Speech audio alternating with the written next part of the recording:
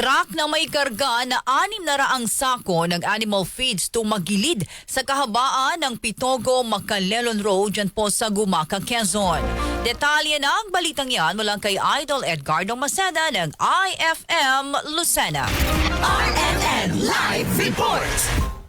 Isang truck ang tumagilid sa kalsada na may mga laman na 600 sako ng feeds sa kahabaan ng Pitogo, Macalelon Road, Barangay Progreso, Gumaca, Quezon ng Huwebes ng gabi. Nagdulot ito ng mahaba at nakakabalang pagbiyahe sa mga motorista na patungong Manila at Bicol Region. Sa inisyal na investigasyon ng Gumaca Municipal Police Station, alas 8:50 ng gabi habang binabaybay ng wing van truck ang kalsada ay nabuslot ito sa isang malalim at sirang bahagi ng kalsada na naging dahilan ng pagtagilid. Nabuksan ang kaliwang bahagi ng katawan ng truck at nahulog ang mga karga nito sa kalsada. Wala namang nasaktan sa nasabing aksidente. Ang naturang kalsada umano ang itinuturing alternate route ng mga biyahero para maiwasan ang pagdaan sa matarik at mapanganib na Gumaca Bypass Road. Kasama mo sa araw ng Calabarzon. And 106.3 IFM Lucena, Idol Edgardo Maceda, Tatak RMN. RMN Network News.